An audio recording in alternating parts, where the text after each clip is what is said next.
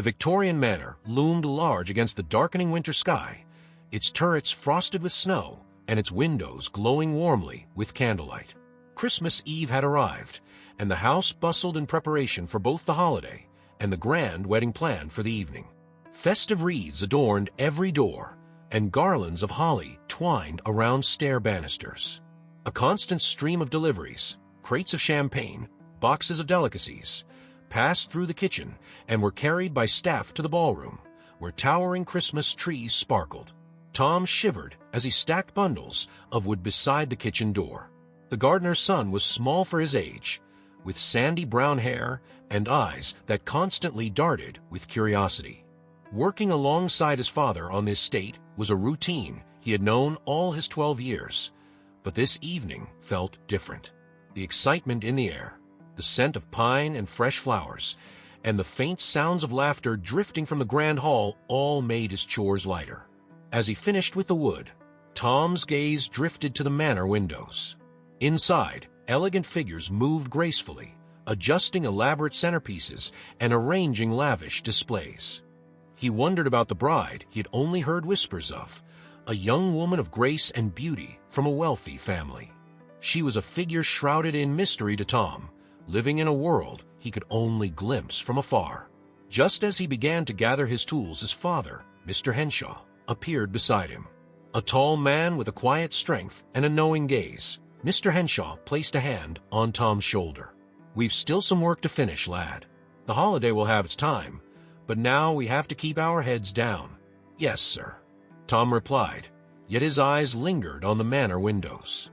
He couldn't help the longing that welled in his chest, the desire to be part of the grand festivities, even as he knew it was an impossible dream.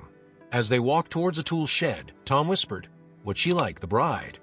Mr. Henshaw chuckled. "She's a kind one, from what I hear. They say she carries a particular ornament she treasures, handed down from her mother." Tom's curiosity grew. Something in his father's words made him feel that this night was the beginning of something extraordinary, a night that would change things beyond his imagination. The ballroom glistened, filled with the light of chandeliers and the quiet hum of anticipation. Among the guests, laughter and cheer rang out, but near the bride stood a smaller crowd, gathered as she shared the story of her cherished ornament. The ornament, a delicate golden sphere encrusted with jewels, hung around her neck, its intricate design catching the light. She traced its edge fondly, explaining its history to those around her. "This ornament has been with our family for generations," she said with a gentle smile. "My mother wore it on her wedding day, as did her mother. It is a symbol of love, of unity, a reminder that we are all part of something greater." Tom, from his station in the hallway, caught snippets of her words and felt an odd warmth in his chest. The bride's voice was soft, but it carried a weight of genuine affection. To him, this ornament sounded like more than just a piece of jewelry. It was a treasure bound by family and memory, a delicate relic that connected the past to the present. As the guests moved away, satisfied by the bride's story, Tom lingered in the shadows, watching. He imagined what it would be like to hold something so precious, to be part of a family tradition that was woven with love and history. But his reverie was broken by a maid hurrying past.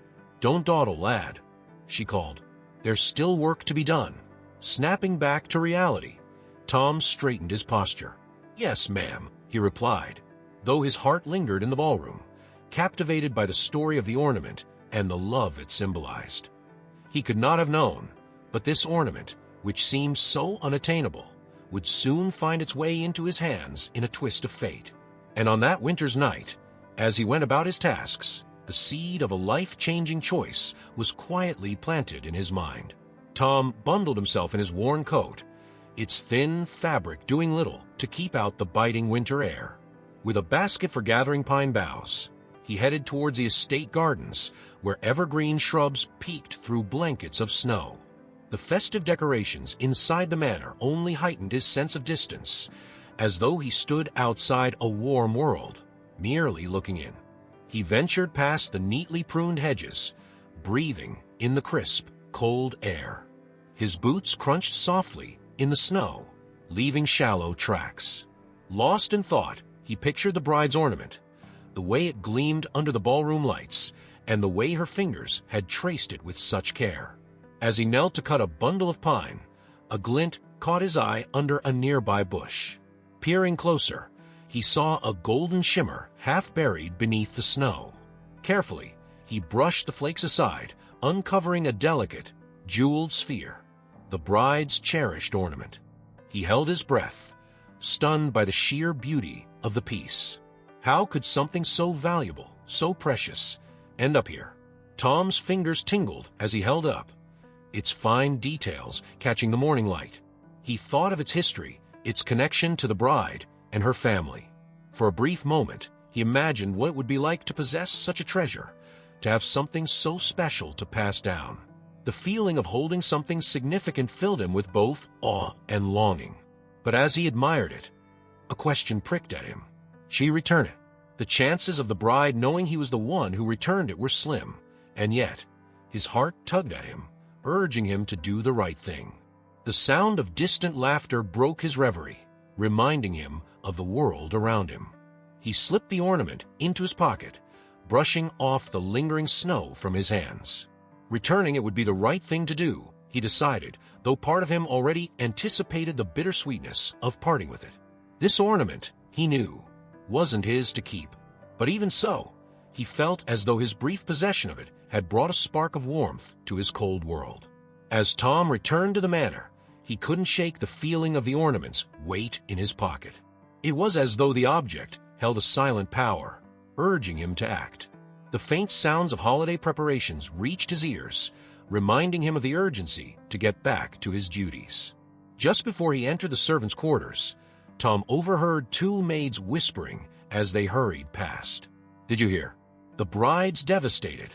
Lost her mother's ornament somewhere in the snow. Poor thing's heartbroken." Tom's heart clenched at their words. He had thought of the ornament as a beautiful possession, but now he understood its deeper meaning. To the bride, it wasn't just jewelry. It was a piece of her mother, a memory she had intended to carry into her new life. Steeling himself, Tom made his way through the manor's winding hallways, careful not to draw attention. He knew that the right thing to do was to return the ornament, though part of him felt nervous about the possible reaction from both the bride and the staff. He passed through the kitchen, where his father spotted him. "Tom, what are you up to, wandering around in here?" Mr. Henshaw's gaze was questioning but kind, as though he already knew his son had a greater purpose. "I found something, Father," Tom whispered, glancing around to make sure no one was listening. "It's the bride's ornament. I was thinking to return it." Mr. Henshaw's expression softened. "Well, lad, that's a good thought. Sometimes the right thing is the hardest thing, but it's also the most worthwhile. Go on, and make sure she knows it's from you." Bolstered by his father's words, Tom straightened his shoulders. He took a deep breath and continued down the hall, heading toward the bride's dressing room.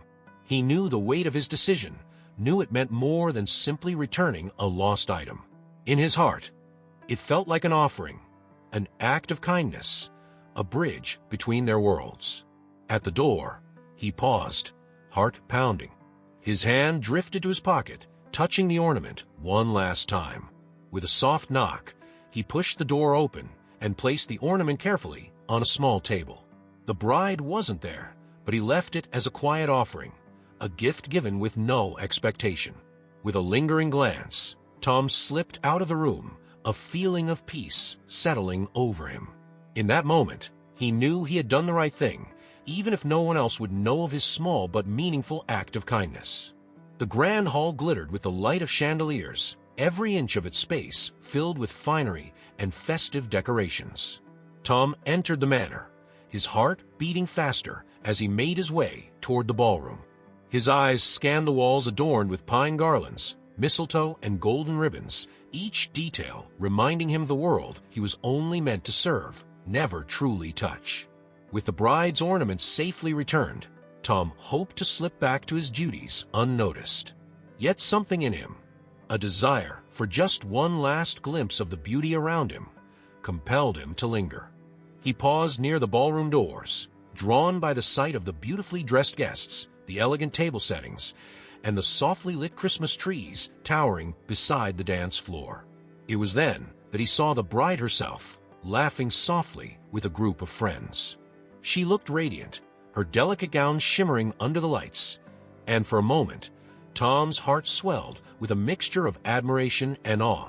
She was part of a world he could never fully understand, but he was grateful to have done something meaningful for her, even in silence.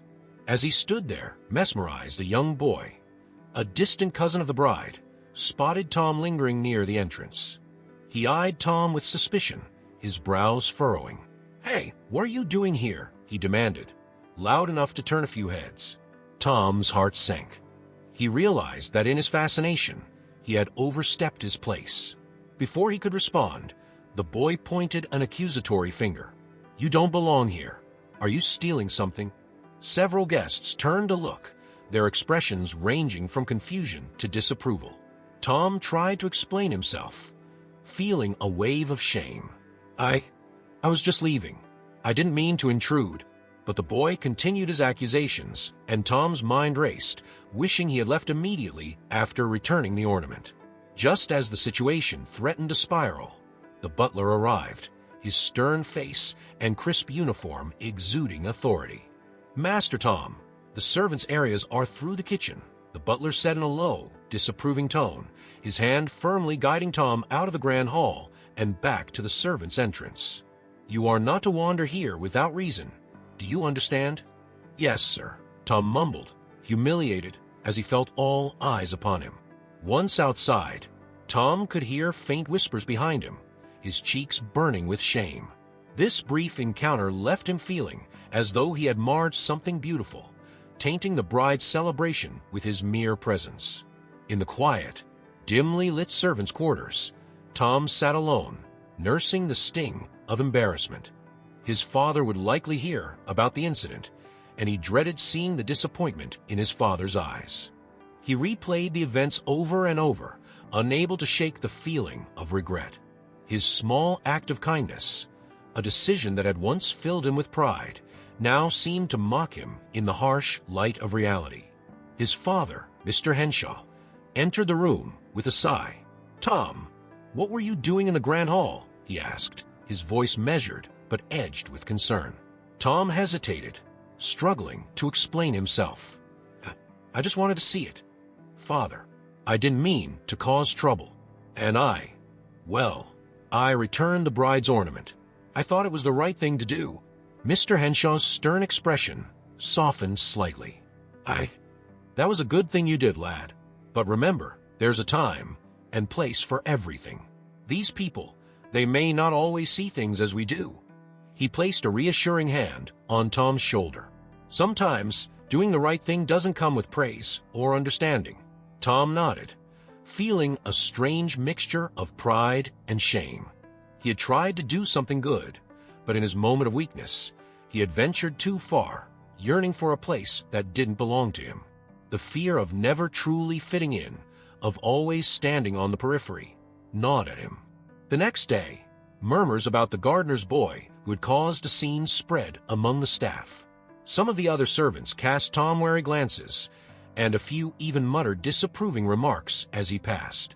The butler, who took pride in the household's flawless reputation, made a point of giving Tom a lecture on knowing one's place. Tom absorbed each word in silence, his face flushed with both embarrassment and quiet frustration. Yet, amidst the harsh words, a glimmer of hope appeared.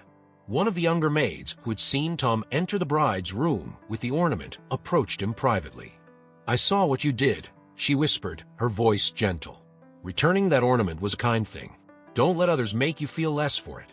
Her words gave Tom a sense of comfort, a reminder that, despite his mistakes, his intentions had been good. Though he still bore the shame of the incident, her understanding gave him a new resolve. Perhaps not everyone looked down on him, and maybe his act of kindness had made some difference. Word of the returned ornament reached the bride by late afternoon.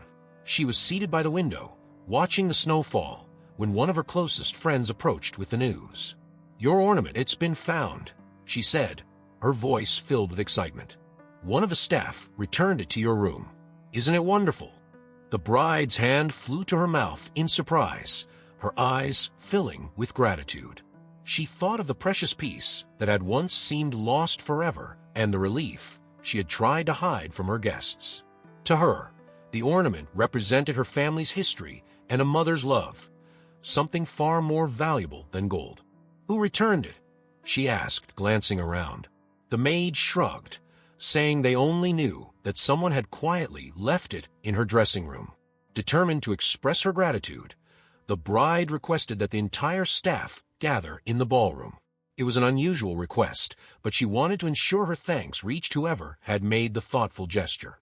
By evening, the servants were assembled, nervously awaiting their summons in the grand hall.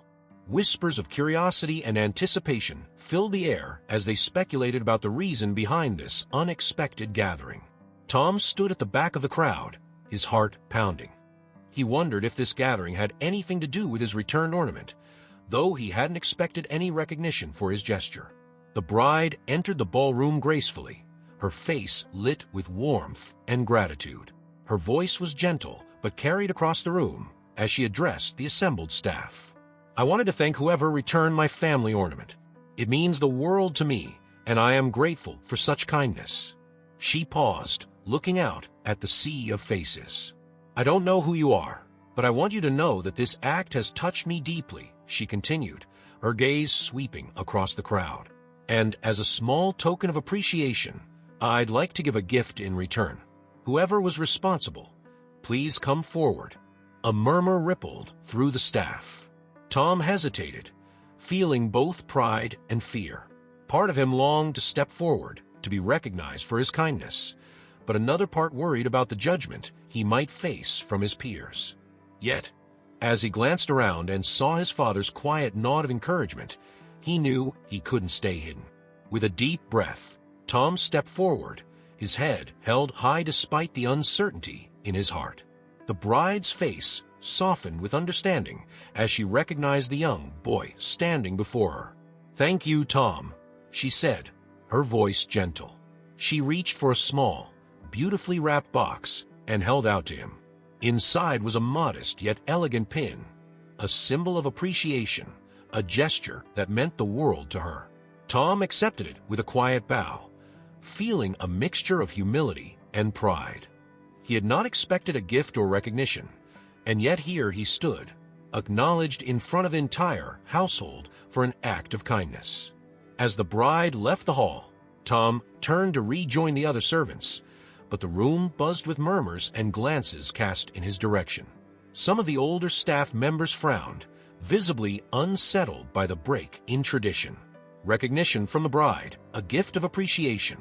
These were things typically reserved for people of higher station. Despite the murmurs, a few of Tom's peers looked on with quiet admiration. The younger maid who had witnessed his act of kindness gave him a small smile, a silent gesture of encouragement. Tom held the pin tightly in his hand, its weight serving as a reminder of the unexpected acknowledgement. Back in the servants' quarters, however, the atmosphere shifted. The butler, a man who valued order and discretion, pulled Tom aside. "You're a good lad, Tom," he began in a low voice, "but this attention might make things difficult for you. It's best to remember our place here and avoid drawing too much notice." Tom nodded, understanding the butler's caution. Yet he couldn't ignore the pride that had blossomed within him, a feeling that, for once, he had crossed a barrier between his world and theirs. The sense of connection he felt to the bride, fleeting as it might be, was something he would carry with him. But not all the staff shared his feeling of pride. Rumors began to spread, and some muttered that Tom's actions had overstepped boundaries. A few even whispered that he had only returned the ornament to gain favor with the upper class. The scorn stung, and Tom's heart grew heavy with each disapproving glance or murmured remark. Only his father and a handful of friends offered him support, quietly assuring him that he had done the right thing. His father, Mr. Henshaw, reminded him gently, "Kindness and honesty are rewards in themselves, son. People may misunderstand, but you should be proud." Despite his father's words, Tom couldn't shake the weight of his peers' judgment. The very act that had once filled him with pride now brought doubt. Was he wrong to return the ornament? Was it worth the recognition if it meant drawing resentment from those around him? As he tucked the pin away, Tom resolved to keep it as a personal token, a reminder of that night's kindness. He would wear it only on special occasions, not for the attention it might draw, but as a quiet, private symbol of his small moment of connection with the bride. The next few days were quiet. Tom kept to his work, avoiding unnecessary interactions. Though he was still proud of his decision, the strain between him and his peers lingered. Yet in his heart, he knew that he would not change his choice. Returning the ornament had been right, regardless of the consequences, and that knowledge gave him strength. The days following the bride's gesture became increasingly difficult for Tom. As he went about his daily chores, he could feel the lingering stares and hear the soft murmurs from the other servants. His peers, who once treated him with camaraderie, now regarded him with a mixture of suspicion and resentment.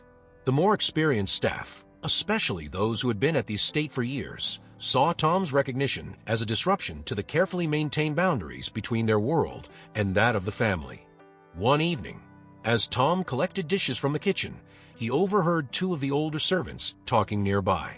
"A gift from the bride herself," one of them muttered, casting a sideways glance at Tom.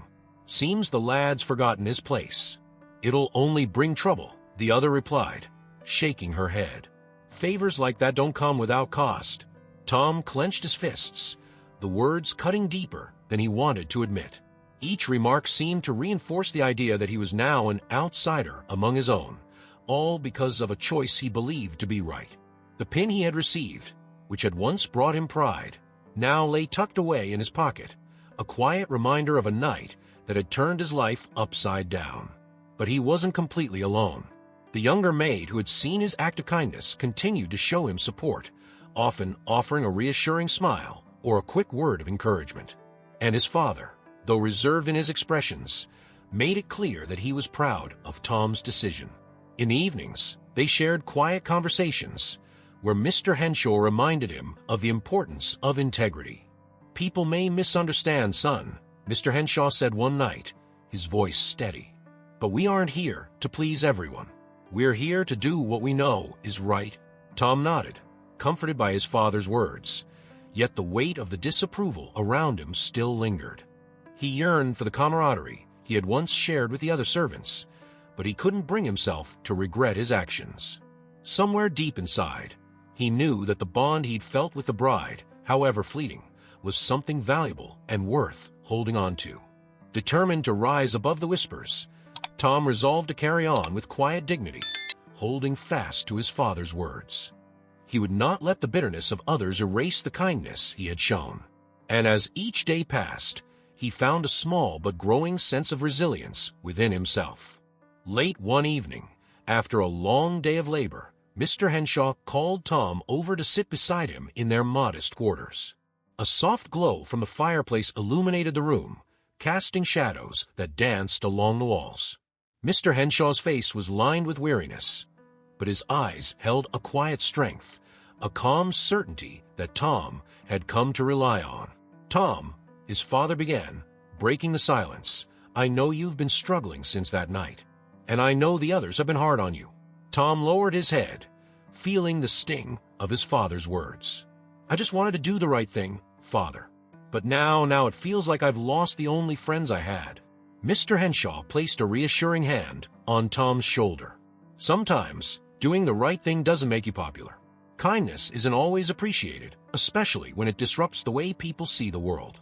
But that doesn't mean it's any less important." He paused, his gaze distant, as though recalling a memory from long ago. "When I was about your age, I also made a choice that set me apart. It was hard, Tom. I lost friends over it, and I questioned myself many times. But in the end, I knew that choice helped shape who I am today." Tom looked up, surprised. His father rarely spoke about his own past, and the revelation left him both curious and comforted. For the first time, he saw his father not just as a quiet, steady presence, but as someone who had also faced his own challenges, someone who understood. "What did you do, Father?" Tom asked quietly, feeling a new sense of connection with the man who had always guided him. Mr. Henshaw smiled faintly, a glimmer of pride in his eyes. "I stood up for a friend who was being treated unfairly. It was difficult, but I knew I couldn't turn away. And though I lost some friends, I gained something far more valuable: self-respect." Tom absorbed his father's words, letting the lesson sink deep into his heart.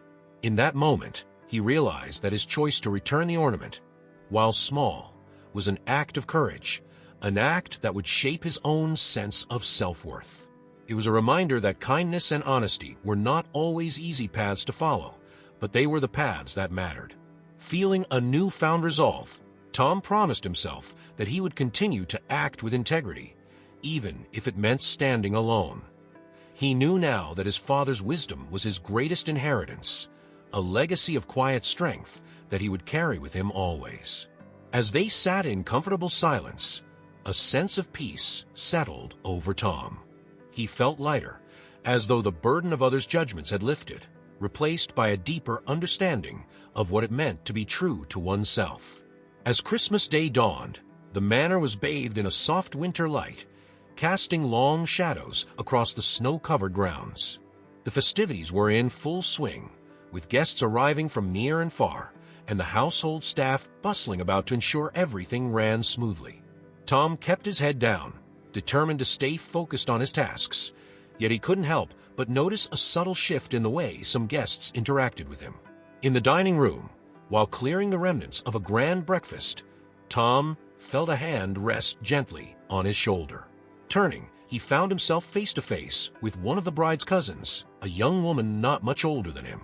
She smiled warmly, her eyes full of curiosity. "You're the one who returned the ornament, aren't you?" she asked softly.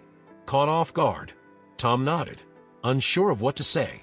The young woman's kindness surprised him, and he could feel a flicker of hope rise within him. Perhaps not everyone held to the strict divisions of class, and perhaps his gesture had resonated in ways he hadn't anticipated. "I think what you did was very brave," she continued, her voice filled with sincerity. "And it was kind. Not many would have done the same."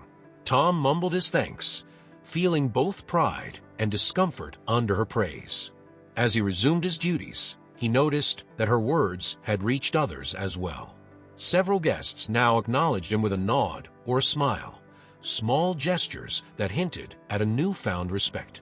Even some of the younger family members approached him with curiosity, asking him about his life on the estate and showing an interest in his world. Yet amidst this kindness, Tom also sensed the lingering resentment from some of the other servants. He could feel their disapproving stares and hear the hushed murmurs as he passed. The sudden attention he was receiving, however small, was unsettling to those who valued tradition and strict boundaries. In the kitchen, the older staff continued to cast wary glances his way, their silent judgment weighing heavily on his shoulders. It seemed that no amount of kindness could erase the unease his gesture had created among them. But despite the tension, Tom found comfort in the knowledge that there were those who understood and appreciated his actions, even if they weren't part of his everyday world. For the first time, he felt a sense of pride not just in what he had done, but in who he was becoming. He realized that true courage lay in staying true to oneself, regardless of the opinions of others. And as he moved through the manor, he carried that quiet strength within him, allowing it to guide him forward. As the holiday continued, Tom found himself drawn into the orbit of the young woman who had spoken to him. Her name was Clara, and she was the bride's cousin, visiting from the city. Clara's fascination with the estate's inner workings led her to seek Tom out, eager to hear his stories and understand his world. Their conversations were brief, often stolen in quiet corners when Tom had a moment to spare. Clara would ask him about the gardens, about his work with his father, and about life beyond the walls of her privileged upbringing. In return, Tom shared fragments of his daily life, carefully balancing honesty with the humility that had been ingrained in him. Despite the class divide that separated them, Clara treated him with a kindness that felt genuine, and for the first time, Tom began to believe that a true connection could bridge their worlds. She would listen intently as he spoke, her gaze unwavering, and he couldn't help but feel seen in a way he hadn't before. One afternoon, as they walked through the quiet gardens blanketed in snow, Clara reached into her pocket and pulled out a small, wrapped package. She offered it to him with a gentle smile. "A little gift," she said, her eyes shining. "For Christmas." Tom hesitated, overwhelmed by the unexpected gesture. "But I have nothing to give you in return." Clara shook her head, her smile soft. "I don't need anything in return, Tom. This is just a thank you for being you." With a deep breath, Tom accepted the gift, carefully unwrapping it to reveal a small, leather-bound notebook. Its cover was plain but elegant, and he could feel the quality of the craftsmanship beneath his fingers. "For your thoughts," Clara explained. "You seem to have many, and perhaps they deserve a place of their own." Tom looked up, a mixture of gratitude and wonder filling his heart. No one had ever offered him something so personal, something that valued his own inner world. He managed a quiet thank you, his voice thick with emotion, as he tucked the notebook safely into his coat pocket. As they continued their walk, Tom felt the beginning of a friendship that transcended their social stations, a bond that was both unexpected and deeply meaningful. Though he knew their paths might never fully intertwine, he cherished the moments they shared, feeling that in some small way, they were each changed by the other's presence. Yet, he also felt a pang of uncertainty. Friendships like theirs were fragile, vulnerable to the judgments of others and the rigid structures that govern their lives. And as much as he valued her kindness, he knew that society's rules would not bend easily, even for something as pure as friendship. But for now, Tom chose to focus on the gift he had been given, not just the notebook, but the gift of being seen, truly seen, by someone who cared. As Tom continued to grow closer to Clara, whispers among the staff grew louder, taking on a sharper edge. Some of the older servants eyed him with open disapproval, interpreting his friendship with Clara as a sign that he'd forgotten his place. To them, his connection with a member of the household's elite was a direct challenge to the boundaries that had kept the estate orderly and harmonious for generations. One afternoon, while gathering linens in the laundry room, Tom overheard a conversation between two maids.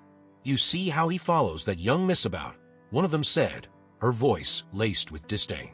"Thinks he's something special now, does he?" The other maid tooted in agreement. "It won't be long before he learns that folks like us are meant to stay in our place. The higher they rise, the harder they fall."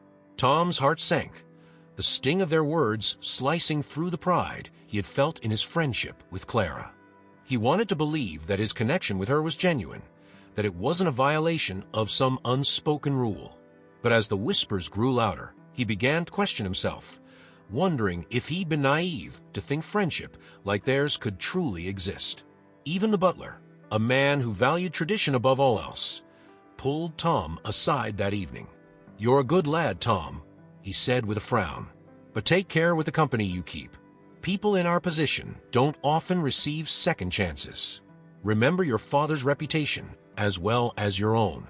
The weight of these words hung heavy on Tom's shoulders. He knew the butler meant well, that he was only trying to protect him from the backlash that came with stepping outside one's bounds. But the thought of letting go of his friendship with Clara, of turning away from the one person who had truly seen him, was almost unbearable. That night, he tucked the notebook she had given him under his pillow, feeling the weight of it as both a comfort and a burden. He knew he had a choice to make, a choice that would test his loyalty, his integrity, and his sense of self. On Christmas Eve, an unexpected message arrived in the servants' quarters. The bride, now settled into her new life at this estate, extended a formal invitation to all staff members, requesting that they join the family for a Christmas feast in the Grand Hall. It was a gesture unlike any they had ever received, breaking with the long-standing tradition that kept the staff's celebrations separate from the families. The news spread quickly, sparking a mix of excitement and confusion among the staff. Many were thrilled at the idea of dining in the Grand Hall, while others worried about the implications of such a break in protocol. The butler, for his part, was unsettled, concerned that this blending of worlds would only fuel the rumors that had been brewing since Tom's friendship with Clara became known. As the evening approached, Tom dressed carefully, his hands trembling slightly as he adjusted his worn but neatly pressed shirt. His father, who rarely showed emotion, looked at him with a hint of pride and placed a reassuring hand on his shoulder. "You've earned this, Tom," he said softly. "Remember that kindness and honesty are worth more than approval. Tonight, you stand among them because of who you are, not because of where you come from." Buoyed by his father's words, Tom joined the other staff members as they filed into the grand hall. The room had been transformed for the feast, with candlelit tables adorned with garlands of holly and silver ornaments that glistened under the soft glow of the chandeliers. The smell of roasted meats and spiced wine filled the air, mingling with the quiet hum of conversation as the household staff took their seats among the family members. To Tom's surprise, Clara found him almost immediately, her eyes lighting up as she approached. "I'm glad you came," she whispered, slipping into the seat beside him. "It wouldn't feel right without you here." Tom smiled, grateful for her presence, yet he remained aware of the careful glances cast his way from both family and staff. The sense of unease lingered, the boundaries between their worlds feeling fragile and uncertain. But as the evening wore on, the warmth of the gathering began to melt some of the tension, allowing him to feel, if only for a moment, as though he truly belonged. The bride, seated at the head of the table, raised her glass to propose a toast. "To those who make this house a home," she began, her voice carrying a tone of sincerity that reached every corner of the hall. "This year, we have been reminded that kindness and loyalty are the foundation of our family. Tonight, we celebrate not just a holiday, but the people who bring life to these walls." Her words resonated with Tom, filling him with a sense of pride and validation that transcended the opinions of those around him. For the first time, he felt that his place within this state was more than just a role or a duty. It was a part of something larger, a community that relied on each member to thrive. As the feast continued, Tom and Clara shared stories, laughter, and a quiet understanding that bound them despite the complexities of their world. For this one night, the lines between servant and family blurred, allowing them a glimpse of a life where respect and kindness could bridge the chasm of class. But in the back of his mind, Tom knew that this moment was fleeting. Tomorrow, the world would return to its familiar order, and the boundaries that had been lifted for this night would likely fall back into place. Still, as he looked around the grand hall, surrounded by the people who had both challenged and uplifted him, he felt an undeniable sense of belonging. When the evening drew to a close, Clara took his hand briefly, her eyes shining with unspoken words. "Merry Christmas, Tom," she said, her voice soft. He returned her smile, holding her gaze a moment longer than necessary. "Merry Christmas, Clara." As he returned to the servants' quarters that night, Tom carried with him the warmth of the evening, the kindness of the bride's gesture, and the memory of a friendship that had, for one night, transcended the walls that separated them. It was a Christmas he would carry in his heart always, a reminder that even the smallest acts of kindness had the power to reshape lives. The grand hall had returned to its quiet elegance, the remnants of the Christmas feast now a memory as the staff set about restoring the manor to its usual order. Tom found himself moving through the rooms with a lightness he hadn't felt before.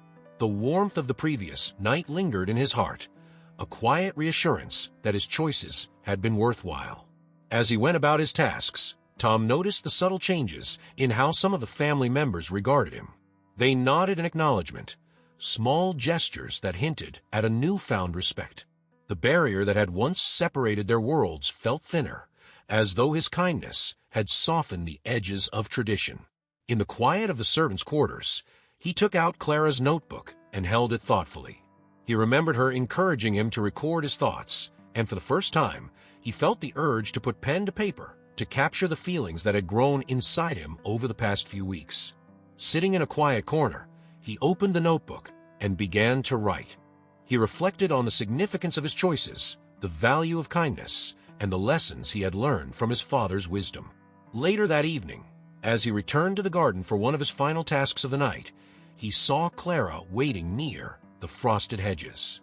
Her breath misted in the cold air as she greeted him with a warm smile. "I was hoping I'd find you," she said, her voice soft. "I wanted to say goodbye before I leave tomorrow." Tom felt a pang of sadness, but managed a smile. "I'll miss our talks," he admitted. "You helped me see things differently." "And you helped me understand what matters," she replied, her gaze steady. Kindness, Tom, has a way of changing everything, even if it's quiet, even if no one else sees it. They stood in comfortable silence, each knowing that the bond they had shared would endure beyond their parting. Before she turned to leave, Clara reached out and placed a hand on his shoulder. "Promise me you'll keep writing," she said. "One day, I'd like to read what you have to say."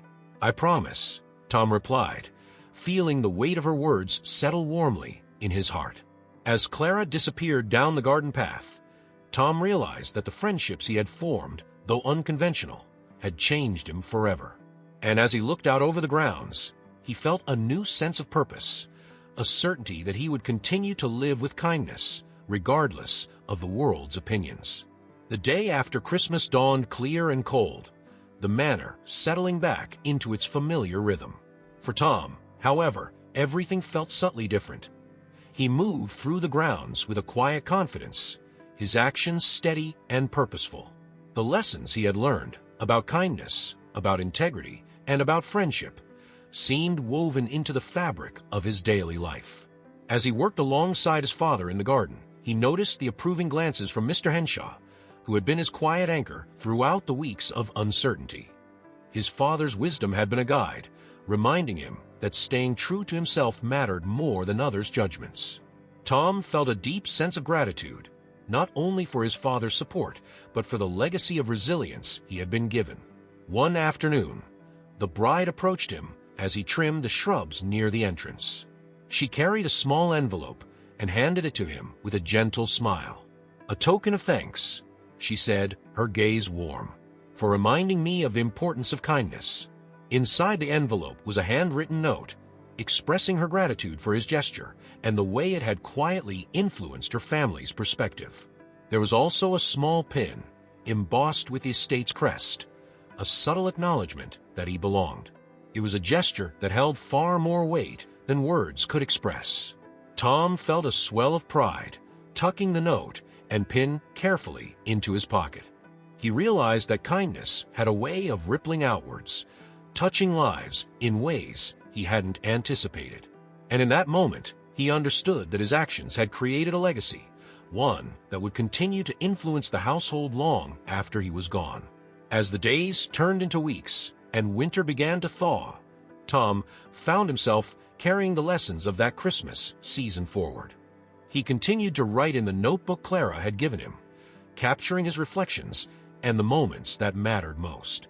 The friendships he had formed and the kindness he had shown had not only altered his path, but had set a new tone for those around him. Through his actions, he had planted the seeds of change, small, unassuming, yet undeniably powerful. And as he looked toward the future, he felt a renewed sense of purpose, knowing that his legacy would be one of kindness, resilience, and quiet strength. Hey, everyone. If you enjoyed this story, don't forget to subscribe to the channel for more content. Leave a like if you love the journey, and let us know in the comments which moment had the most impact on you. Was it the friendship that crossed boundaries, the kindness that changed lives, or something else? We'd love to hear your thoughts. And if you have ideas or suggestions for other stories you'd like to see on the channel, drop them in the comments too. We're always looking for new story ideas inspired by your feedback. Thanks for being part of this community, and stay tuned for more.